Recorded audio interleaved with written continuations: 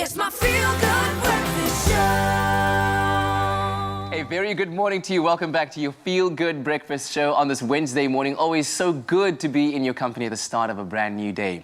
Now, people who were in the process of buying and selling property pre-lockdown may have been interrupted, but now that we are under lockdown alert level 1, there are some considerations to be made when it comes to continuing and also starting this process. So this morning, we're joined by Refqah Ho-Yee and David Martin Ogilvy Thompson, directors and partners at STBB legal firm, to answer some frequently asked questions about property buying, selling and evictions during the COVID-19 era in South Africa. And this is a conversation for me that is very much top of mind. I love it. I love the idea of investing in property and all the inner workings that go with it. So great to have both of you. Thank you for joining us. Lovely to be here. So Refqah, let's talk about the current landscape when it comes to buying and selling property during COVID-19 in South Africa, and what buyers and sellers should be keeping in mind. Okay, so the good news is that the property market is active, which is fantastic after such a long lockdown. Yes. And causing such strain and stress to so many involved in the industry. So that's fantastic that properties are being sold, buyers are buying. Do take advantage of that at the moment. But I think it's really important for buyers and sellers to be careful that while we still have social distancing and people are still quite anxious and around sanitizing, sellers aren't necessarily having buyers view their properties. So take advantage of those virtual viewings that estate agents are offering. And then when you are able to view a property, be very careful that you do, despite your fear around touching someone's space and so on, you know, take the necessary checks, inspect the property as carefully as possible, look to see that seller's condition and inspection report that should be attached to the offer to purchase, because that will list what the property condition is like, what the seller's disclosing around leaks maybe, latest waterproofing, you know, little bits and pieces and defects that the seller's obliged to disclose. So do the homework, do the due diligence. If you're not able to travel and get to that property, send someone to have a look at it for you, because you know, it's no defense to you that you weren't able to go and view and inspect the property. Because of lockdown, yes. So despite COVID or in spite of it, just do the necessary due diligence, the necessary research, because once you put pen to paper, that's it, you're committed to that offer, and the assumption is that you have researched the property. Yeah, and essentially this is one of the biggest decisions that you will ever make, especially if you're a first-time buyer. Completely. To acquire property. And speaking of putting pen to paper, David looks like he's ready to put pen to paper. He's clicking away there on the side there. Tenants and landlords will have questions around evictions during lockdown level or alert level 1 during COVID-19. So can those actually take place?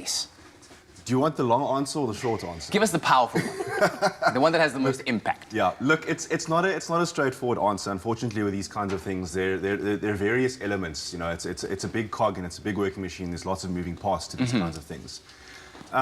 Generally speaking, just for purposes of this morning, with regards to residential eviction, so I'm not talking about commercial evictions, you know, where you have businesses. I'm not talking about farm evictions where people are working on farms or things like that, or land invasions or anything like that. I'm going to just briefly touch on residential evictions. Okay. Now, generally in South Africa, the starting point for evictions, for any residential eviction, is what's commonly known as the PI Act. The Prevention of Illegal Eviction from and Unlawful Occupation of Land Act. It's a long thing, but it's been condensed into what's called the PI Act, okay, for lack of a better word. And in terms of this act, overriding, one of the primary things that people look at, or what the courts look at, is it just and equitable for someone to be evicted? Now, that's the starting point when it comes to evictions, regardless of COVID. The problem with COVID is that obviously there are these situations that people are sensitive to, and you know, there's all sorts of financial strains and things like that. So what has happened during COVID is there's been a number of regulations that have been promulgated. I'm sure you've seen that, you know, as the lockdown gets extended, and you know, so there are new regulations that come out for alert level 5, 4, 3, 2, 1. We're currently on 1, as you know. So in terms of alert level 1, what the regulations say is that it says that a person may not be evicted from their land, home, or residential space unless a court determines that it is just and equitable to do so. It goes further, and it says that if a court determines that it is just and equitable to grant the eviction order in spite of COVID, that order may also be suspended or stayed. So in instances where you might go to court and you might be successful in getting an eviction order, that court also has the discretion to say, yes, you've got your eviction order, yes, but the implementation of that order will be suspended until after alert level 1 or for 2 months, 3 months, 4 months, 5 months, whatever is just and equitable in the circumstances. Yeah. And then obviously the other thing that we need to look at, specifically with regards to the Western Cape, is our practice directives. And in terms of our practice directives, the courts are saying, look, you can apply for an eviction order. I'm talking about the High Court now. You can apply for an eviction order. Those will only be heard in the 4th term, which is, we're currently in the 4th term of the High Court.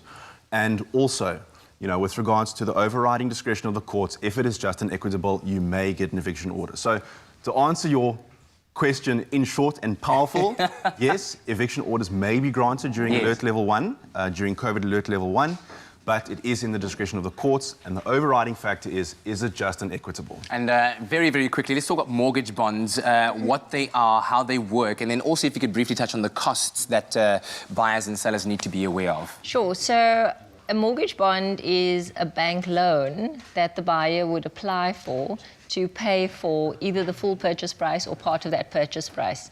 And that's all based on your affordability, your credit history. So go and clean up all those store cards and all those areas that you have, because all of that gets taken into account when you apply for a home loan. And if you're buying with someone, then both of your incomes get pooled together for the calculation of what you'd qualify for. Yes. Once your bond is approved, so the practical is that you put in an offer, your seller accepts the offer, you then apply for the mortgage bond. The bond gets approved, they send it to a firm like ourselves to attend to the bond registration. So the transfer process and the bond process run concurrently with each other. And once all those documents that you signed are signed, and we'll get to the costs now, costs are paid, all of that gets lodged at the deeds office. The deeds office fantastically has gone back to its pre-lockdown turnaround time. So we're back to 7 working days. So we lodge at the deeds office, we register the property in your name, and the bond gets registered at the deeds office, and it's a loan that's secured by the bank hanging onto your title deed, and it's endorsed against the title deed and the land as well. So if you take out a 20-year or a 30-year bond for the duration of that loan, the bank hangs onto your title deed, and you in turn just pay your monthly bond installment, which was calculated at the time. And then there are certain costs involved as well. Completely. So buyers and sellers have different costs involved in the process. So the buyer's cost would be transfer costs and then also bond costs. And the transfer costs would be our fee as the conveyancing attorney, the transfer duty, which is the tax that you pay on any purchase price over R1 million. And it's so important for buyers to understand that there are costs involved, not only in their transfer, but in their bond registration. Because, for example, if you're buying a R2 million property, you're looking at 125 to 130,000 Rand in transfer and bond costs combined. And so if a buyer says, well, actually, I've got 100,000 Rand saved, I'm going to put that down as a deposit, and they forget or don't know that there are costs involved. So rather chat to a professional about what the costs are, you know, put that money aside, and then at least you could maybe apply for a 100% bond. Wow. Okay. Clearly there's a lot for us to delve into and to discuss, and I hope that you come back soon, please, so that we can continue this, because as I said earlier on to you in person, that with the conditions as they are right now, it's an ideal time for people to be getting involved in investing and maybe selling their properties if they need to do so. But in the meantime, you can go onto social media and check out at The Big Small Firm to check out the lawyers and the conveyancers and the attorneys at STBB.